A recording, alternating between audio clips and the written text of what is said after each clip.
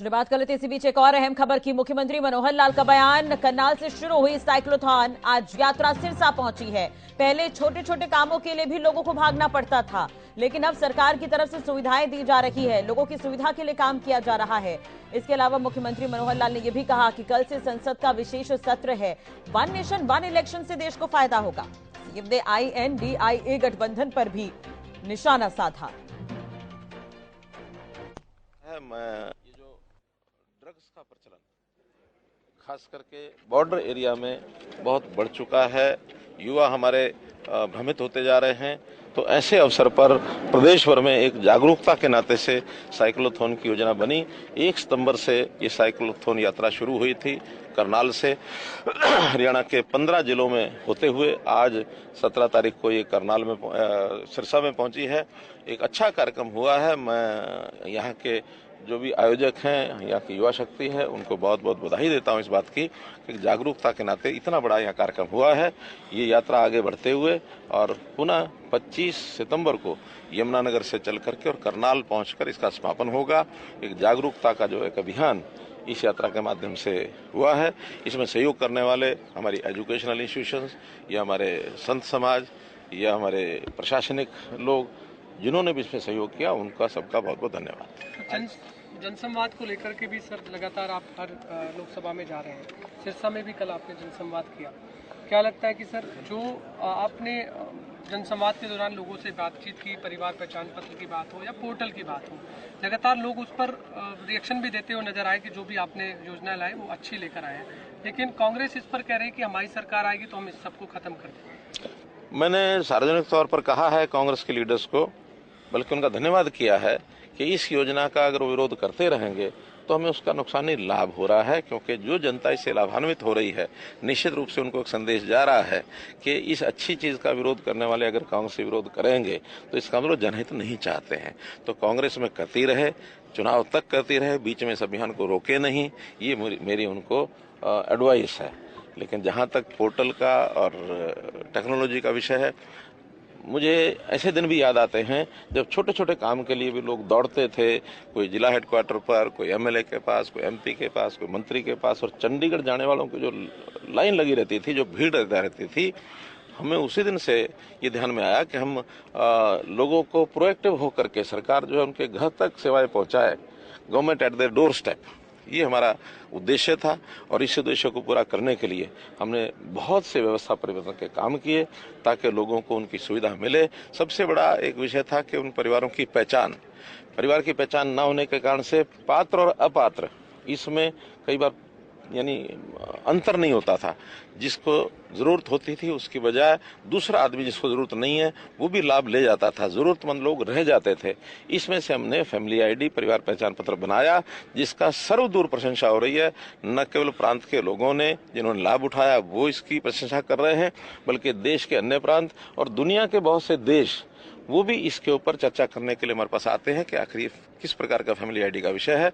और आपको पता है कि सुशासन के नाते से अभी एक संस्था ने और जितने भी प्रदेश हैं उनका एक मूल्यांकन किया, हरियाणा स्टूड फर्स्ट, यानी जो हमारे सुधारवादी कार्यक्रम है उसके अंदर हरियाणा प्रथम स्थान पर आया। गोल्ड मेडल 5 या 6 दिसंबर को या अक्टूबर को वो कार्यक्रम होने वाला। मुझे प्रसन्नता है इस बात की कि ऐसे जितने सुधार हमने किए इसको लोग जो है इसको मान्यता दे रहे हैं। INDIA गठबंधन को लेकर के सवाल है कि इनेलो की चर्चाएं जोरों पर हैं और JDU के नेता हैं KC त्यागी, उन्होंने कहा है कि 25 सितंबर को जो रैली है और ताऊ देवीलाल की जयंती है उसमें उन्होंने कहा है कि कांग्रेस के और सोनिया गांधी को और साथ में मल्लिकार्जुन खड़गे को भी न्योता दिया गया है सर उसमें।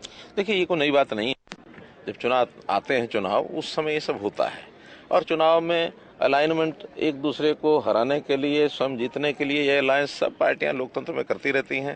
पहले ये UPA थी, UPA का नाम बदल करके INDIA कर दिया, कोई अंतर पड़ता नहीं है। इस नाम के लालच में कोई ये समझे कि उनको लोगों ने कोई भारत या इंडिया मान करके आगे बढ़ गए हैं। एक समय वो था जब DK बरुआ ने कहा था कि India is Indira, Indira is India, तो क्या बना था इंदिरा जी का? लुढ़क गई थी। तो कभी भी इस प्रकार की भावनात्मक खेल किसी को नहीं खेलने चाहिए कि हम इंडिया नाम रख लेंगे तो तुम्हारा बेड़ा पार हो जाएगा। बेड़ा पार होगा जनता के साथ, मिलने जुलने से, जनता के साथ संपर्क, जनता की सेवा।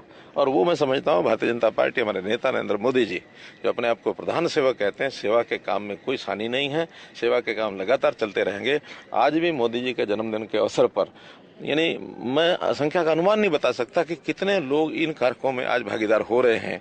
लाखों करोड़ों की संख्या में आज लोग भागीदार होकर के और उनके जन्मदिन की एक प्रकार से शुभकामना कर रहे हैं, जन्मदिन की बधाई दे रहे हैं, उनके लंबी आयु होने की कामना कर रहे हैं। लोकसभा और विधानसभा चुनाव अगर एक साथ होते हैं तो क्या कहना है आपका? वन नेशन वन इलेक्शन, एक देश एक चुनाव, सर्वदूर ये बात ज्ञात है कि हमने सबने उसका समर्थन किया है।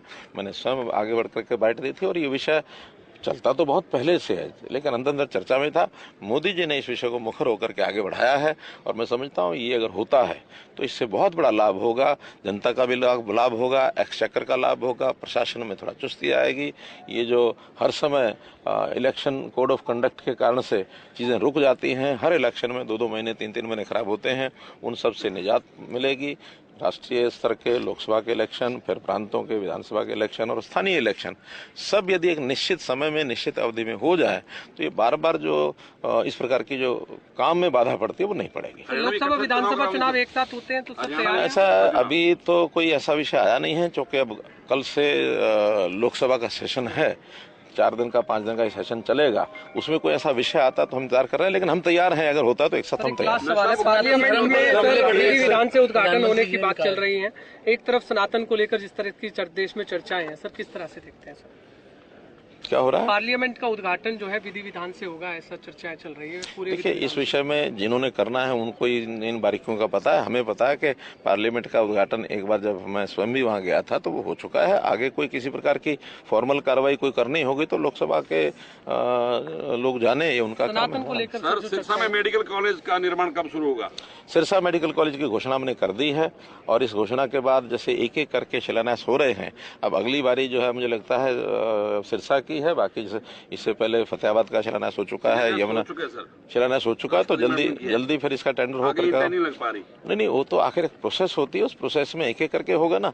आखिर तो कुल मिलाकर के हमने एक संकल्प लिया था हर जिले में मेडिकल कॉलेज होगा। ये पहले तो आज तक नहीं किया किसी ने। अब आप 3 महीने में बेचैन होने की आवश्यकता नहीं है, बहुत जल्दी इसका। नशा मुक्ति के लिए पहले आपने मैराथन किया सिरसा में, अब साइक्लोथॉन कर रहे हैं, कितना कारगर लग रहा है? बहुत ज्यादा, क्योंकि एक जागरूकता का एक अभियान है और जागरूकता के अभियान इन्हीं चीजों से आते हैं। बाकी काम अपनी जगह पर चल रहे हैं, चाहे वो डी एडिक्शन सेंटर्स हैं, चाहे वो रिहेबिलिटेशन का काम है या तस्करों को पकड़ने का काम है। हमने 90 प्रॉपर्टीज ऐसे तस्कर थे जिनकी तोड़ी है, सबको में घबराहट पैदा हुई है। लेकिन फिर भी ऐसी चीज है, कोई एक स्टेट का विषय नहीं है, ये पूरे रीजन का विषय है। इसमें पंजाब भी है, जम्मू कश्मीर भी है, इसमें हिमाचल भी है, इसमें और विदेश के लोग भी एंटेंगल्ड हैं। हमने कुछ लोग विदेशों के भी पकड़े हैं, नाइजीरिया तक के विद्यार्थी हमारे यहाँ गुड़गांव में पकड़े गए हैं। तो एक नेशनल इंटरनेशनल लेवल के गिरोह होते हैं, इसको काबू पाने में समय लगता है, लेकिन हमने लीड ली है और हमने इस प्रकार का जो एक अपना सेक्रेटरीएट बनाया है पंचकुला में, 7 स्टेट्स के मिल करके मैंने स्वयं उसमें पहल करके ऐसे सब मुख्यमंत्री को बुला करके उस काम को किया था और इस पर हम काबू काफी पाए हैं और पाएंगे। ये जो